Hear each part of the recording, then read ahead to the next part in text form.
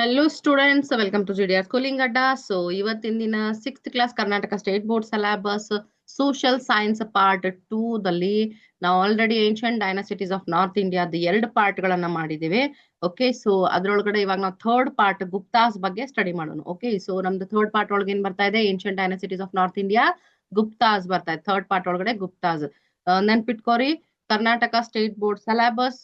Okay, so 6th class SS social science part 2 ನ chapter 1 ಏನಿದೆ ancient dynasties of north India, ಅದರಲ್ಲಿ part 3 Guptas ಬಗ್ಗೆ ನಾವು ಇವತ್ತು ಸ್ಟಡಿ ಮಾಡೋಣ. ಓಕೆ, ಸೊ ಗುಪ್ತಾಸ್ ಬಗ್ಗೆ ಏನ್ ಹೇಳ್ತಾರೆ ಅದನ್ನ ನೋಡೋಣ ಇಲ್ಲಿ.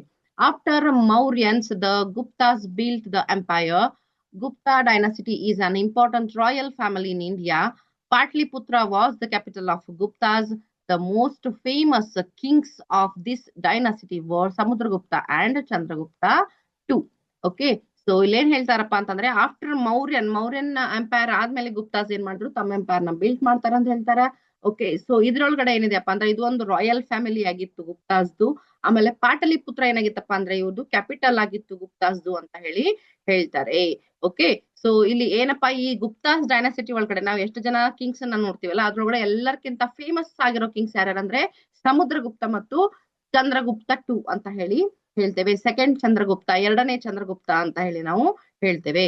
ಓಕೆ, ಸೊ ಫಸ್ಟ್ ಬರೋದು ಯಾರು, ಸಮುದ್ರಗುಪ್ತನ ನೋಡೋಣ ಇಲ್ಲಿ ಏನಂತ ಹೇಳ್ತಾರೆ. Samudragupta was a great warrior. An inscription on the pillar at Allahabad gives account of his victory march. This inscription of Samudragupta was written by the court poet Harisena. According to that, Samudragupta defeated 9 kings of North India. Realizing his great military power, many kings surrendered themselves.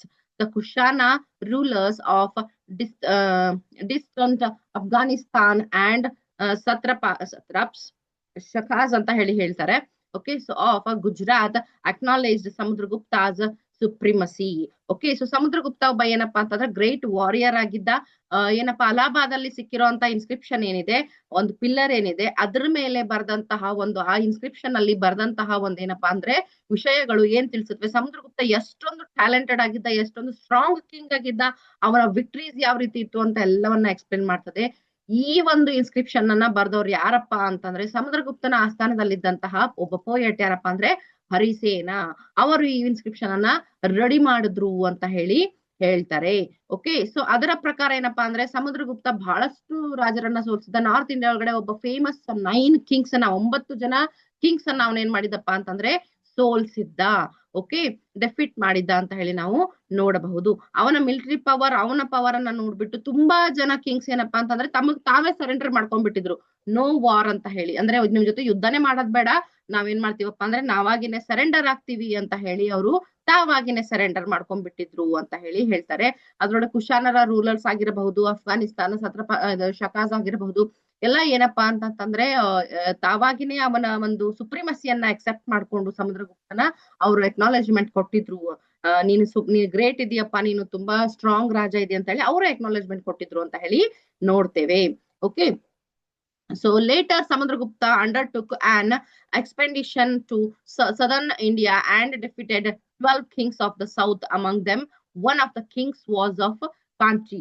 He performed the Ashwamedha Yaga to commemorate this expedition. Samudragupta later ಏನ್ ಮಾಡ್ದಪ್ಪ ಅಂತಂದ್ರೆ ತಮ್ಮ ರಾಜ್ಯವನ್ನ ವಿಸ್ತಾರ ಮಾಡ್ಬೇಕು, ಇನ್ನೂ ಕೂಡ ಜಾಸ್ತಿ ಬೆಳೆಸಬೇಕು ತನ್ನ ಒಂದು ಸಾಮ್ರಾಜ್ಯವನ್ನ ಅಂತ ಹೇಳಿ ಅವನೇನ್ ಮಾಡ್ತಾನೆ, ಅಶ್ವಮೇಧ ಯಾಗವನ್ನ ಮಾಡ್ತಾನೆ. ಸದರ್ನ್ ಸೈಡ್ ಅಲ್ಲಿ ಅಂದ್ರೆ ಸೌತ್ ಸೈಡ್, ದಕ್ಷಿಣ ಭಾಗದಲ್ಲಿ ಒಂದು 12 ಜನ ರಾಜರನ್ನ ಅವ್ನ ಕಿಂಗ್ಸ್ ಅನ್ನ ಏನ್ ಮಾಡ್ತಾನಪ್ಪ ಅಂದ್ರೆ ಡೆಫಿಟ್ ಮಾಡ್ತಾನೆ, ಸೋಲಿಸ್ತಾನೆ. ಓಕೆ, ಸೊ ಅಶ್ವಮೇಧ ಯಾಗವನ್ನ ಕೂಡ ಅವನು ಮಾಡ್ತಾನೆ.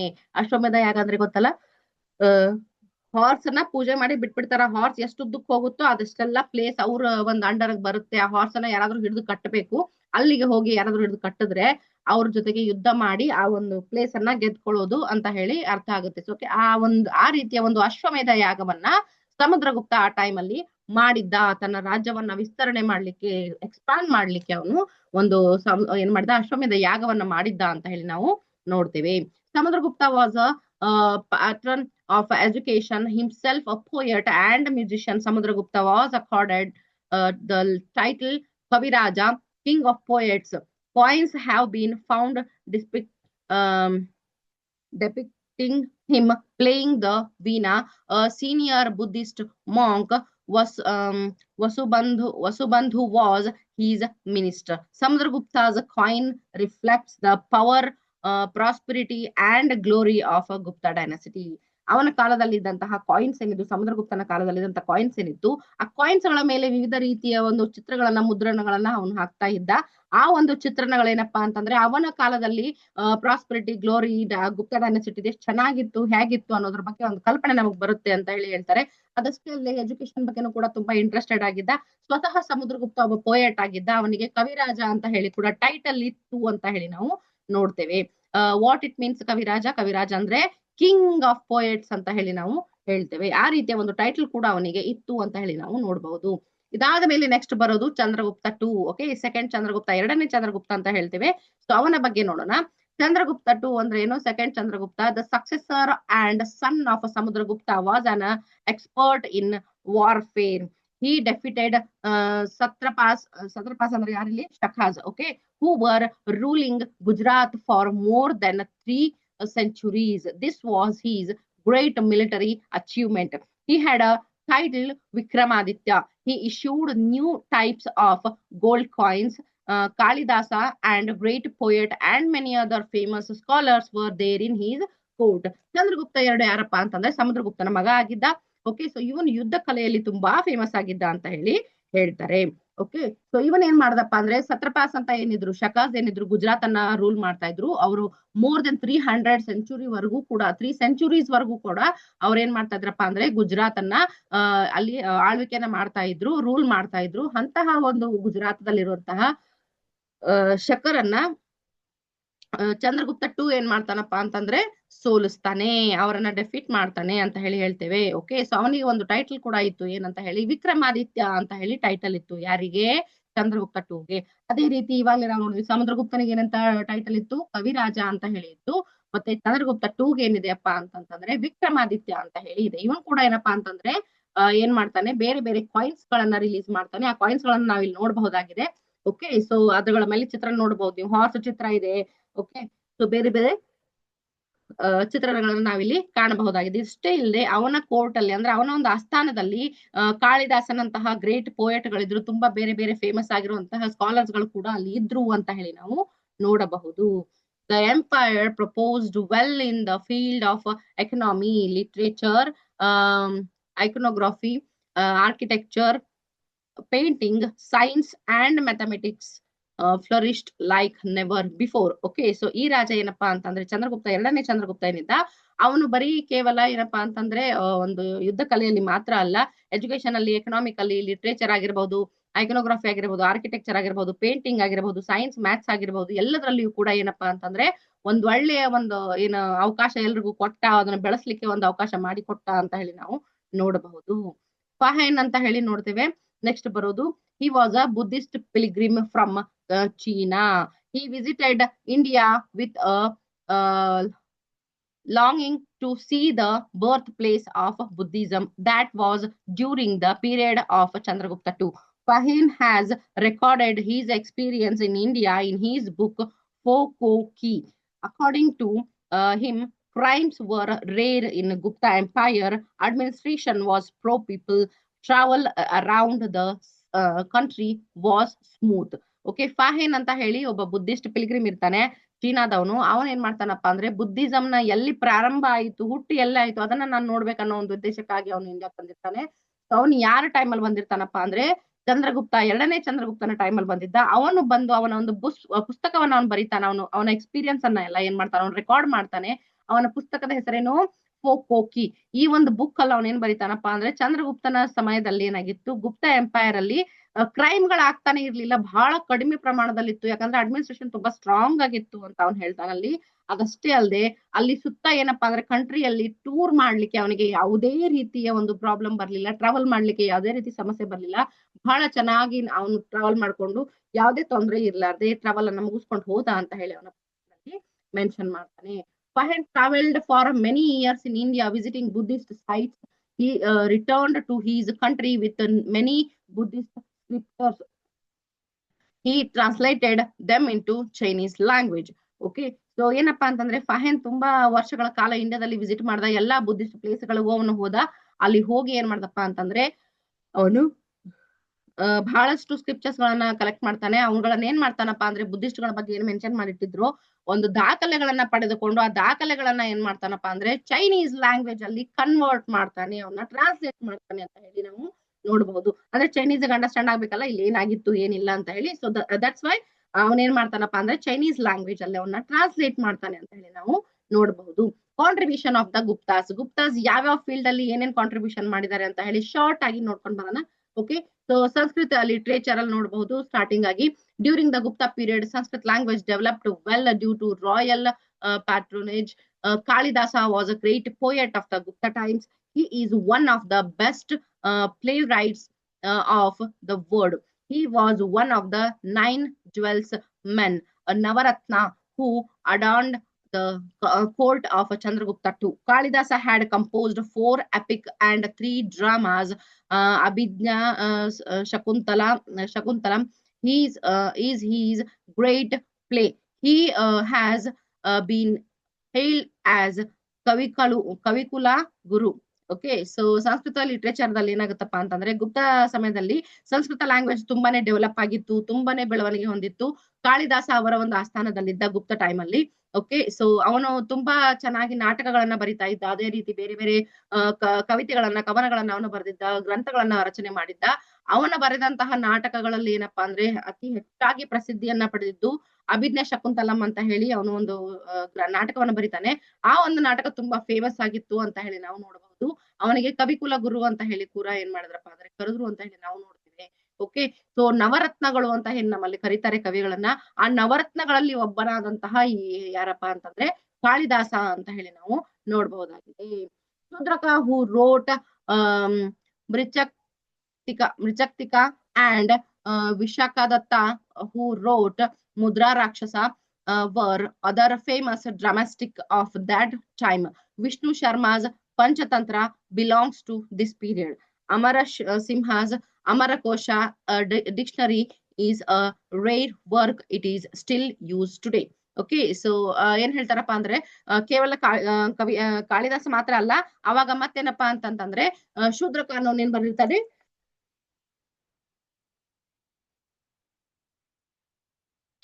ಶೂದ್ರ ಕಾನೂನ್ ಏನ್ ಬರ್ದಿರ್ತಾನಪ್ಪ ಅಂದ್ರೆ ಮೃಚ್ಛಕಟಿಕ ಅಂತ ಹೇಳಿ ಅವ್ನ್ ಬರ್ದಿರ್ತಾನೆ. ಮೃಚ್ಛಕಟಿಕ ಅದರ ನಂತರ ವಿಶಾಖದತ್ತ ಅನ್ನೋನ್ ಏನ್ ಬರ್ದಿರ್ತಾನಪ್ಪ ಅಂದ್ರೆ ಮುದ್ರಾ ರಾಕ್ಷಸ. ಆಮೇಲೆ ಇವು ಕೂಡ ತುಂಬಾ famous ಡ್ರಾಮಾಗಳಾಗಿತ್ತು.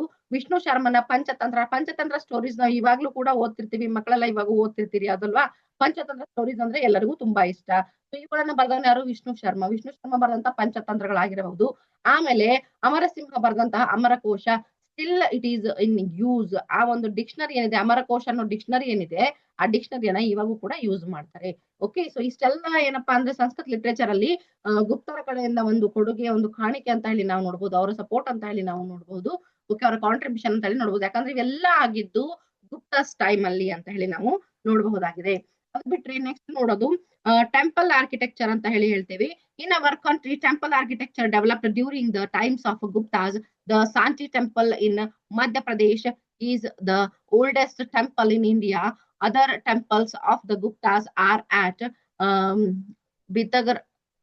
Bitargaon and Devghar in Madhya Pradesh.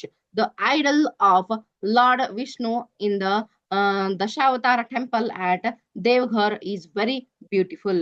Temple architecture ನೋಡ್ಬೇಕಾದ್ರೆ ಅದು ಸುಧಾರಣೆಗೊಂಡಿದ್ದು ಗುಪ್ತ ಟೈಮ್ ಅಲ್ಲಿ ತುಂಬಾ ಜಾಸ್ತಿ ಸುಧಾರಣೆಗೊಂಡಿದೆ ಅಂತ ಹೇಳಿ ಹೇಳ್ತಾರೆ. ಅದರಲ್ಲಿ ಯಾವ್ಯಾವಪ್ಪ ಅಂದ್ರೆ ಸಾಂಚಿ ಟೆಂಪಲ್ ಆಗಿರಬಹುದು, ಸ್ತೂಪಗಳಾಗಿರಬಹುದು, ಮತ್ತೆ ಮಧ್ಯಪ್ರದೇಶದಲ್ಲಿರುವಂತಹ ಓಲ್ಡೆಸ್ಟ್ ಟೆಂಪಲ್ ಗಳಾಗಿರಬಹುದು, ಮತ್ತೆ ಏನಪ್ಪಾ ಅಂತಂದ್ರೆ ಗುಪ್ತರ ಕಾಲದಲ್ಲಿ ಬಂದಂತಹ ಬಿತರ್ಗಾಂವ್ ನಲ್ಲಿರುವಂತಹ ಮತ್ತೆ ದೇವಘರದಲ್ಲಿರುವಂತಹ ದೇವಸ್ಥಾನಗಳಾಗಿರ್ಬೋದು ಮಧ್ಯಪ್ರದೇಶದಲ್ಲಿ. ಅದು ಬಿಟ್ರೆ ಲಾರ್ಡ್ ವಿಷ್ಣುವಿನ ದಶಾವತಾರದ ಒಂದು ದೇವಸ್ಥಾನ ಇದೆ ದೇವಘರದಲ್ಲಿ, ಅದು ಕೂಡ ಆಗಿರಬಹುದು. ಸೊ ಇವೆಲ್ಲ ಏನಪ್ಪಾ ಅಂತಂದ್ರೆ ಆಗಿನ ಕಾಲದಲ್ಲಿ ಗುಪ್ತರ ಟೈಮ್ ಅಲ್ಲಿ ಒಂದಾದಂತಹ ಕಾಂಟ್ರಿಬ್ಯೂಷನ್ ಅಂತ ಹೇಳಿ ನಾವು ನೋಡಬಹುದಾಗಿದೆ ಟೆಂಪಲ್ ಆರ್ಕಿಟೆಕ್ಚರ್ ಅಲ್ಲಿ. ಅದು ಬಿಟ್ರೆ ನೆಕ್ಸ್ಟ್ ಸ್ತೂಪಗಳನ್ನ ನೋಡ್ತೇವೆ. ಸ್ತೂಪಗಳಲ್ಲಿ ಏನಪ್ಪಾ ಅಂದ್ರೆ ಗಮೆಕ್ ಸ್ತೂಪ ಅಂತ ಹೇಳಿ ಹೇಳ್ತೇವೆ. 128 ಫೀಟ್ ಎತ್ತರದಲ್ಲಿದೆ ಅದು. ಓಕೆ, ಸಾರನಾಥದಲ್ಲಿ ನಿರ್ಮಾಣಗೊಂಡಿರುವಂತದ್ದು. ಇದು ಕೂಡ ಏನಪ್ಪಾ ಅಂತಂದ್ರೆ ಗುಪ್ತಾಸ್ ಪೀರಿಯಡ್ ಅಲ್ಲಿ ಆಗಿರುವಂತದ್ದು ಅಂತ ಹೇಳ್ತೇವೆ. ಪೇಂಟಿಂಗ್ಸ್ ಅದ ವಿಷಯಕ್ಕೆ ಬಂದಾಗ Buddhist viharas and cave temples of Gupta times carved out of big rocks are found in Ajanta and Ellora. Ajanta ಎಲ್ಲರ ಒಳಗಡೆ ನೀವು ನೋಡಿದ್ರೆ ಆ ಗುಹೆಗಳ ಒಳಗಡೆ ಕೂಡ ತುಂಬಾ ಚೆನ್ನಾಗಿ ಚಿತ್ರಣಗಳನ್ನ ಬಿಡಿಸಿದ್ದಾರೆ, ಪೇಂಟಿಂಗ್ಸ್ ಗಳನ್ನ ಮಾಡಿದ್ದಾರೆ. ಅದು ಟಿಲ್ ಡೇಟ್ ವರ್ಗು ನಾವು ನೋಡಬಹುದು. ಯಾರಾದ್ರೂ ಅಲ್ಲಿ ವಿಸಿಟ್ ಮಾಡಿದ್ರೆ ನೀವು ನೋಡ್ ಬನ್ನಿ, ತುಂಬಾ ಚೆನ್ನಾಗಿ ಬಿಡಿಸಿದ್ದಾರೆ. ಇದು ಕೂಡ ಏನಪ್ಪಾ ಅಂದ್ರೆ ಗುಪ್ತಾಸ್ ಟೈಮ್ ಅಲ್ಲೇ ಆಗಿರುವಂತಹದ್ದು ಅಂತ ಹೇಳಿ ನಾವು ನೋಡಬಹುದಾಗಿದೆ. ಇದು ಕೂಡ ಒಂದು ಗುಪ್ತರ ಏನಪ್ಪಾ ಅಂತಂದ್ರೆ ಒಂದು ಕೊಡುಗೆ ಅಂತ ಹೇಳಿ ನಾವು ನೋಡ್ತೇವೆ. The picture painted on the wall and ceiling of the caves at Ajanta R famous all over the world. ಇದು ಪೂರಾ ಜಗತ್ತಿನಲ್ಲಿನೇ ತುಂಬಾ ಫೇಮಸ್ ಆಗಿದೆ, ಪ್ರಸಿದ್ಧಿಯಾಗಿದೆ ಅಂತ ಹೇಳಿ ನಾವು ನೋಡಬಹುದು. Okay, so we can see ಇಲ್ಲಿ ನೋಡಿ ಸಾಂಚಿ ಟೆಂಪಲ್ ಅನ್ನ ನೋಡಬಹುದು ಇಲ್ಲಿ ನಾವು. ಆಮೇಲೆ ದಮೆಕ್ ಸ್ತೂಪ ಅಂತ ನೋಡಬಹುದು ಸಾರನಾಥದಲ್ಲಿರುವಂತದ್ದು. ಅಜಂತಾ ಕೇವ್ಸ್ ನೋಡಿ ಇಲ್ಲಿ ಈ ರೀತಿ ಇದೆ. ಒಳಗಡೆ ಇದಕ್ಕಿಂತ ಚೆನ್ನಾಗಿ ತುಂಬಾ ಚೆನ್ನಾಗಿ ಬಿಡಿಸಿದಂತಹ ಪೇಂಟಿಂಗ್ಸ್ ಎಲ್ಲ ಅಲ್ಲಿ ಕಾಣಬಹುದು. ನಾವು ಒಳಗಡೆ ಹೋದ್ರೆ ಡ್ರಾಯಿಂಗ್ಸ್ ಅನ್ನ ಅಲ್ಲಿ ನೋಡಬಹುದಾಗಿದೆ. ಯಾರಾದ್ರೂ ಅಜಂತಾ ವಿಸಿಟ್ ಮಾಡಿದ್ರೆ ನೀವು ಅದರ ಪೇಂಟಿಂಗ್ಸ್ ಟಿಲ್ ಡೇಟ್ ನೀವು ನೋಡಬಹುದು. ತುಂಬಾ ಚೆನ್ನಾಗಿ ನಿಮ್ಗೆ ಕಂಡು ಬರುತ್ತೆ.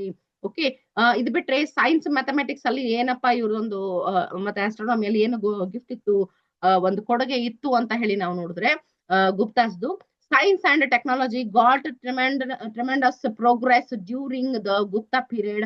Aryabhatta of Pataliputra was a well-known mathematician of Gupta times. His work is Aryabhattiyam. Aryabhatta founded the reason for eclipse and also contributed to the fields of algebra and trigonometry. He achieved all these great heights when he was just 23 years. Brahma Gupta was another eminent mathematician of that time. Varahamitra, the great astronomer, belonged to this period. Okay, so Aryabhata maths ದಲ್ಲಿ ಎಲ್ಲಕ್ಕಿಂತ famous ಆಗಿರುವಂತಹ ಹೆಸರು, maths ಮೂಲದ ಹೆಸರು ಏನಂತ ಅಂದ್ರೆ ಆರ್ಯಭಟ್ಟ ಅಂತ ಹೇಳಿ ನಮ್ಗೆಲ್ಲರಿಗೂ ಗೊತ್ತು. ಸೊ ಅದೇ ರೀತಿ ಆರ್ಯಭಟ್ಟ ಗುಪ್ತ ಪೀರಿಯಡ್ ಅಲ್ಲಿ ಪಾಟಲಿಪುತ್ರದಲ್ಲಿ ಇದ್ದ ಅಂತ ಹೇಳಿ ನಾವು ನೋಡ್ತೇವೆ. ಸೊ ಇವನು ಬರೆದಂತಹ ಒಂದು ಏನೋ ಆರ್ಯಭಟಿಯಂ ಅನ್ನೋ ಒಂದು ಬುಕ್ ಏನಿದೆ, ಗ್ರಂಥ ಏನಿದೆ, ಅದು ಕೂಡ ತುಂಬಾ ಫೇಮಸ್ ಆಗಿತ್ತು. ಎಕ್ಲಿಪ್ಸ್ ಗಳಿಗೆ ರೀಸನ್ಸ್ ಅನ್ನ ಇವನು ಕಂಡು ಹಿಡಿದಿದ್ದ. ಯಾರು? ಆರ್ಯಭಟ್ಟ ಅಂತ ಹೇಳಿ ನಾವು ನೋಡ್ಬೋದು.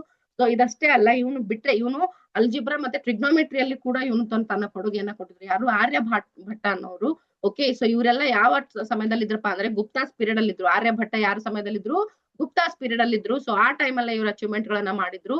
ಅವ್ರ ಇದಷ್ಟೇ ಅಚೀವ್ಮೆಂಟ್ಸ್ ಅಲ್ಲ, ತುಂಬಾ ಇವ್ರು ಈ ಅಚೀವ್ಮೆಂಟ್ ಗಳನ್ನ ಮಾಡಿದಾಗ ಇನ್ನೊಂದು ವಿಚಿತ್ರವಾದ ನಾವು ಅಂದ್ರೆ ಒಂದು ಶಾಕಿಂಗ್ ನಮ್ಗೆ ಏನ್ ಅನ್ಸುತ್ತೆ ಅಂದ್ರೆ ಇವರು ಓನ್ಲಿ 23 ಇಯರ್ಸ್ ಓಲ್ಡ್ ಆಗಿದ್ರು. 23 ವರ್ಷದಲ್ಲಿ ಇರುವಾಗ ಇಷ್ಟೆಲ್ಲ ಅಚೀವ್ಮೆಂಟ್ ಅನ್ನ ಮಾಡಿದ್ರು. ಯಾರು? ಆರ್ಯಭಟ್ಟ ಅವರು ಗುಪ್ತಾಸ್ ಟೈಮ್ ಅಲ್ಲಿ ಇದ್ದಾಗ. ಓಕೆ, ಸೊ ಇವರನ್ನ ಬಿಟ್ರೆ ಬೇರೆ ಇನ್ನಂದ್ರೆ ಬ್ರಹ್ಮಗುಪ್ತ ಅಂತ ಇದ್ರು, ಇನ್ನೊಬ್ರು ಮ್ಯಾಥಮೆಟಿಷಿಯನ್ ಇದ್ರು. ಓಕೆ, ಅವರು ಕೂಡ ತುಂಬಾ ಫೇಮಸ್ ಆಗಿದ್ರು. ವರಹಮಿತ್ರ ಅಂತ ಹೇಳಿ ಒಬ್ರು ಇದ್ರು, ವರಹಮೀರ ಅಂತ ಹೇಳಿದ್ರು. ಆ ವರಹಮೀರ ಏನಾಗಿದ್ರು, ಅವ್ರಿಗೆ ವರಹಮಿತ್ರ ಕೂಡ ಅಂತಾರೆ. ಓಕೆ, ಸೊ ವರಹಮೀರ ಅವ್ರು ಏನಾಗಿದ್ರಪ್ಪ ಅಂದ್ರೆ ಆಸ್ಟ್ರೋನಮರ್ ಆಗಿದ್ರು. ಇವ್ರು ಕೂಡ ಇದೇ ಗುಪ್ತಾಸ್ ಟೈಮ್ ಅಲ್ಲೇ ಬಿಲಾಂಗ್ ಮಾಡ್ತಾ ಇದ್ರು. ಓಕೆ, ಸೊ ಮೆಟಲರ್ಜಿ ಅಲ್ಲಿ ನಾವು ನೋಡ್ಬೇಕಂತಂದ್ರೆ ಇವ್ರೇನಪ್ಪಾ ಅಂದ್ರೆ ಐರನ್ ಆ ರೀತಿ ಮೆಟಲ್ ಗಳಲ್ಲೂ ಕೂಡ ಕೆಲಸ ಮಾಡ್ಲಿಕ್ಕೆ ತುಂಬಾ ಫೇಮಸ್ ಆಗಿದ್ರು. ಐರನ್ ಪಿಲ್ಲರ್ ಅನ್ನ ಕೂಡ ಮೆರೋಲಿಯಲ್ಲಿ ಒಂದೇನು ಮಾಡಿದ್ರು, ಇವರು ಸ್ಥಾಪನೆಯನ್ನ ಮಾಡಿದ್ರು. ಓಕೆ, ಸೊ ಮತ್ತೆ ನೋಡ್ತೇವೆ ಅಂತಂದ್ರೆ metallurgy achieve great progress during the Gupta period. The iron pillar at Mehrauli near Qutub Minar in Delhi is an example for this. This pillar, through 1500 years old, has not rusted or suffered wear and tear. ನೋಡಿ, ಇದು 1500 ವರ್ಷಗಳು ಕಳೆದ್ರು ಕೂಡ ಅದಕ್ಕೆ ಜಂಗ್ ಕೂಡ ಹತ್ತಿಲ್ಲ, Rust ಹತ್ತಿಲ್ಲ, ಚೆನ್ನಾಗೇ ಇದೆ. Iron ಇದೆ but ಚೆನ್ನಾಗಿದೆ ಐರನ್ ಪಿಲ್ಲರ್ ಅಂತ ಹೇಳಿ ಹೇಳ್ತಾರೆ. ಇದು ಎಲ್ಲಪ್ಪಾ ಅಂತಂದ್ರೆ ಕುತುಬ್ ಮಿನಾರ್ ಹತ್ರ ದೆಹಲಿಯಲ್ಲಿ ನಾವು ಕಂಡು ಬರ್ಬೋದಾಗಿದೆ ಅಂತ ಹೇಳಿ ಹೇಳ್ತಾರೆ, ಮೆಹರೌಲಿಯಲ್ಲಿ. Okay, there is an 8 feet tall Buddha statue made of copper of this time at Nalanda. Okay, so ನಲಂದದಲ್ಲಿ ಏನಪ್ಪಾ ಅಂತಂದ್ರೆ ಬುದ್ಧನ ಒಂದು ಸ್ಟ್ಯಾಚ್ಯೂ ಅನ್ನ ಕೂಡ ನಿರ್ಮಾಣ ಮಾಡಿದ್ರು. 8 ಫೀಟ್ ಇತ್ತದು, ಕಾಪರ್ ಇಂದ ತಯಾರು ಮಾಡಿದ್ರು ಅದನ್ನ ನಲಂದ ವಿಶ್ವವಿದ್ಯಾಲಯದಲ್ಲಿ ಅಂತ ಹೇಳಿ ನಾವು ನೋಡಬಹುದಾಗಿದೆ. ಇದು ಬಿಟ್ಟರೆ ಆಯುರ್ವೇದದಲ್ಲಿ ಏನಪ್ಪಾ ಅಂತಂದ್ರೆ Vagbhata of the Gupta times prepared paraphrase of the famous work Charaka Samhita, that is Ashtanga Hridaya Samhita. This is an important scripture on Ayurveda. Surgery was also highly advanced in ancient India. Surgeons were using 127 type of surgical instruments. They used to extract iron and stones from the body. The Indian physician are created for introducing Mercury as medicine for the first time. Okay, so ಆಯುರ್ವೇದದಲ್ಲಿ ಏನಪ್ಪಾ ಅಂತಂದ್ರೆ ವಾಘಭಟ್ ಅಂತ ಹೇಳಿ ಒಬ್ರು ಗುಪ್ತ time ಅಲ್ಲಿ ಇದ್ರು. ಅವ್ರೇನ್ ಮಾಡಿದ್ರಪ್ಪ ಅಂದ್ರೆ ಅವ್ರೇನ್ ಮಾಡಿದ್ರು, ಒಂದು ಚರಕ ಸಂಹಿತ ಅಂತ ಹೇಳಿ ಒಂದು ವರ್ಕ್ ಅನ್ನ ರೆಡಿ ಮಾಡಿದ್ರು. ಅದ್ರಲ್ಲಿ ಏನಪ್ಪಾ ಅಷ್ಟಾಂಗ ಹೃದಯ ಸಂಹಿತ ಅಂತ ಹೇಳಿ ಕೂಡ ನಾವು ನೋಡಬಹುದಾಗಿದೆ ಅದನ್ನ. ಓಕೆ, ಸೊ ಇದರಲ್ಲಿ ಸರ್ಜರಿಗಳ ಬಗ್ಗೆ ತುಂಬಾ ಚೆನ್ನಾಗಿ ಎಕ್ಸ್ಪ್ಲೇನ್ ಮಾಡಿದ್ರು. ಆ ಟೈಮ್ ಅಲ್ಲಿ ಸರ್ಜರಿಗಳಲ್ಲಿ ಅವ್ರು ಏನಪ್ಪಾ ಅಂತಂದ್ರೆ ಎಕ್ಸ್ಪೀರಿಯನ್ಸ್ಡ್ ಆಗಿದ್ರು. 127 ಟೈಪ್ಸ್ ಆಫ್ ಸರ್ಜಿಕಲ್ ಇನ್ಸ್ಟ್ರೂಮೆಂಟ್ ಗಳನ್ನ ಅವ್ರು ಬಳಕೆ ಮಾಡ್ತಾ ಇದ್ರು. ಓಕೆ, ಸೊ ಇದೆಲ್ಲ ಆ ಟೈಮ್ ಅಲ್ಲೇ ಇತ್ತು ಅಂತ ಹೇಳಿ ನಮ್ಗೆ ನೋಡ್ಲಿ. ಕಂಪ್ಲೀಟ್ ಆಗಿ ನಾವು ಗುಪ್ತ ಟೈಮ್ ಅಲ್ಲಿ ಏನೇನೆಲ್ಲ ಇತ್ತು ಅಂತ ನೋಡಿದ್ವಿ.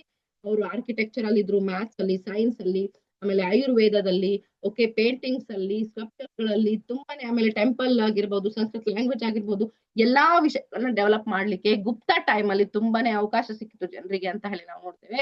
ಸೊ ಇದೆಲ್ಲ ನಾವು ನೋಡ್ತೀವಿ. ಇಲ್ಲಿ ನೆಕ್ಸ್ಟ್ ನೀವು ನೋಡಿದ್ರೆ ನಿಮ್ಗೆ ಇಲ್ಲಿ ಇದು ಫ್ಯಾಕ್ಟ್ಸ್ ಗಳನ್ನ ಕೊಟ್ಟಿದ್ದಾರೆ, ನೀವು ವರ್ಡ್ಸ್ ಗಳನ್ನ ಕೊಟ್ಟಿದ್ದಾರೆ. ಓಕೆ, ನಿಮ್ಗೆ ಆಗಿರುವಂತಹ ಫ್ಯಾಕ್ಟ್ಸ್ ಗಳು ಇನ್ನೊಂದು ಇಲ್ಲಿ ಹೇಳ್ತಾರೆ ಅಂದ್ರೆ, Gupta dynasty commenced 1600 years ago. It's ruled for more than 2 centuries. 200 ವರ್ಷಗಳವರೆಗೆ ಅವ್ರು ಏನ್ ಮಾಡಿದ್ರಪ್ಪ ಅಂದ್ರೆ ಆಳ್ವಿಕೆನ ನಡೆಸಿದ್ರು ಅಂತ ಹೇಳ್ತಾರೆ. 1600 years ಮುಂಚೆಯಲ್ಲಿ ಇವರಿದ್ರು ಅಂತ ಹೇಳಿ ನಾವು ನೋಡಬಹುದು. Place of Kalidasa are Abhijnana Shakuntalam, Malavikagnimitra and Vikramorvashiya.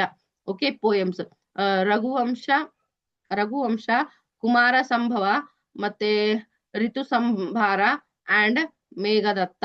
Okay, so ಇವೆಲ್ಲ ಕಾಳಿದಾಸನ ವರ್ಕಗಳಾಗಿತ್ತು ಅಂತ ಹೇಳಿ ನೋಡ್ಬೋದು. Temples during Gupta times were built on square plinth. ಒಂದು ಸ್ಕ್ವೇರ್ ಪ್ಲೇಸ್ ಮಾಡಿ ಅದರ ಮೇಲೆ ಟೆಂಪಲ್ ಗಳನ್ನ ಬಿಲ್ಟ್ ಮಾಡ್ತಾ ಇದ್ರು ಆ ಟೈಮ್ ಅಲ್ಲಿ ಅಂತ ಹೇಳಿ ಹೇಳ್ತಾರೆ. ದೇ ಹ್ಯಾಡ್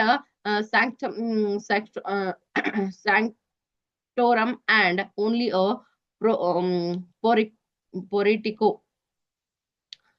ಇದು ಬಿಟ್ರೆ ಬಿಟ್ಟಿ means wall. The pictures written on wall are called murals. They are found on walls of the Buddhist caves temples of Ajanta. They were painted with local available colors and ordinary brushes. These caves were hidden from view for many centuries. They were discovered in 1819. Okay, so ಆಗ್ಲೇ ಹೇಳ್ದಂಗೆ Ajanta caves ಗಳಲ್ಲಿ ತುಂಬಾ ಚೆನ್ನಾಗಿರುವಂತಹ paintings ಗಳಿದೆ. ಆ paintings ಏನಪ್ಪಾ ಅಂತಂದ್ರೆ Discover ಆಗಿದ್ದು 1819 ಅಲ್ಲಿ. ಅದಕ್ಕಿಂತ ಮುಂಚೆಯಿಂದ ಅದು ಇದೆ, ಬಟ್ ಅದು ಡಿಸ್ಕವರ್ ಆಗಿದ್ದು ಆವಾಗ ಅಂತ ಹೇಳಿ ಹೇಳ್ತಾರೆ. The weight of the iron pillar at Mehrauli is 6 tons. 6 ಟನ್ಗಳು. ಓಕೆ, 600 kg ಇದೆ ಅಂತೆ ಅದು ಪಿಲ್ಲರು. ಅಂಡ್ 23 feet ಏನಾಗಿದೆಪ್ಪ ಅಂದ್ರೆ ಎತ್ತರವಾಗಿದೆ, ಹೈಟ್ ಇದೆ, ಅದ್ರದ್ದು ಟಾಲ್ ಆಗಿದೆ ಅಂತ ಹೇಳಿ ನಾವು ನೋಡಬಹುದು. Until the beginning of the 19th century, no European blacksmith could cast such pillar. Okay, so ಬೇರೆ ಯಾವುದೇ ಬ್ಲಾಕ್ ಸ್ಮಿತ್ ಆಗಿರಬಹುದು, ಈ ರೀತಿಯಲ್ಲಿ ಯುರೋಪಿಯನ್ ಕಂಟ್ರೀಸ್ ಗಳಲ್ಲಿ ಆಗ್ಲಿ ಬೇರೆ ಎಲ್ಲೇ ಆಗ್ಲಿ ಈ ರೀತಿಯ ಒಂದು ಪಿಲ್ಲರ್ ಅನ್ನ ಯಾರು ಕೂಡ ಏನಪ್ಪಾ ಅಂತಂತಂದ್ರೆ ರೆಡಿ ಮಾಡ್ಲಿಕ್ಕೆ ಆಗಿದ್ದೇ ಇಲ್ಲ. ಇದೇ ಫಸ್ಟ್ ಆಗಿದ್ದು ಅವಾಗ ಅಂತ ಹೇಳಿ ನಾವು ನೋಡಬಹುದು. ಓಕೆ, ಮೆಹರೌಲಿಯಲ್ಲಿರುವಂತಹ ಐರನ್ ಪಿಲ್ಲರ್ ಅಂತ ಹೇಳಿ ನಾವು ನೋಡ್ತೇವೆ. ಓಕೆ, ಸೊ ಇದು ಬಿಟ್ರೆ ನೆಕ್ಸ್ಟ್ ನಿಮ್ಗೆ ಎಕ್ಸರ್ಸೈಸ್ ಅನ್ನ ಕೊಟ್ಟಿದ್ದಾರೆ. ಈ ಎಕ್ಸರ್ಸೈಸ್ ಗಳನ್ನ ಕಂಪ್ಲೀಟ್ ಮಾಡಿ ಕ್ವಶನ್ ಆನ್ಸರ್ಸ್ ಅನ್ನ ಲೆಸನ್ ಎಲ್ರಿಗೂ ಅಂಡರ್ಸ್ಟ್ಯಾಂಡ್ ಆಗಿದೆ ಅಂತ ಅನ್ಕೊಳ್ತಾ ಇದ್ದೀನಿ. ಯಾರಿಗಾದ್ರೂ ಅಂಡರ್ಸ್ಟ್ಯಾಂಡ್ ಆಗಿಲ್ಲ ಅಂದ್ರೆ ಕಮೆಂಟ್ ಮೂಲಕ ತಿಳಿಸಿ. ಓಕೆ, ಯಾರ್ಯಾರೆಲ್ಲ ಇನ್ನವರೆಗೂ ಚಾನಲ್ ಸಬ್ಸ್ಕ್ರೈಬ್ ಮಾಡಿಲ್ಲ, ಸಬ್ಸ್ಕ್ರೈಬ್ ಮಾಡಿ, ವಿಡಿಯೋನ ಲೈಕ್ ಮಾಡಿ, ಶೇರ್ ಮಾಡಿ ಅಂತ ಹೇಳ್ತಾ, ಯಾವುದೇ ಸಬ್ಜೆಕ್ಟ್ ಬಗ್ಗೆ ಏನೇ ಡೌಟ್ ಇದ್ರು ಕಮೆಂಟ್ ಮಾಡಿ, ಆದಷ್ಟು ಬೇಗ ನಿಮ್ ಡೌಟ್ ಗಳನ್ನ ಕ್ಲಿಯರ್ ಮಾಡ್ತೀನಿ. ಓಕೆ, ಸೊ ಇದು ಬಿಟ್ರೆ ನೆಕ್ಸ್ಟ್ ಬರೋದು ವರ್ಧನಾಸ್ ಅಂತ ಬರ್ತಾರೆ. ಈ ವರ್ಧನಾಸ್ ಅನ್ನ ನಾವು ಪಾರ್ಟ್ 4 ಅಲ್ಲಿ ನೋಡೋಣ. ಏನು ಏನ್ಷಿಯಂಟ್ ಡೈನಾಸಿಟೀಸ್ ಆಫ್ ನಾರ್ತ್ ಇಂಡಿಯಾದ 4th ಪಾರ್ಟ್ ನ ಏನ್ ವಿಡಿಯೋ ಹಾಕ್ತೀನಿ ಅದರಲ್ಲಿ ನಾವು ವರ್ಧನಾಸ್ ಬಗ್ಗೆ ಸ್ಟಡಿ ಮಾಡೋಣ. ಓಕೆ, ಸೊ ಇಲ್ಲಿಗೆ ನಿಮ್ಮ ಗುಪ್ತಾ ಎಂಪೈರ್ ಬಗ್ಗೆ ನಾನು ಕಂಪ್ಲೀಟ್ ಆಗಿ ಹೇಳಿದೀನಿ. ಏನಾದ್ರೂ ಡೌಟ್ ಇದ್ರೆ ಕೇಳಬಹುದು.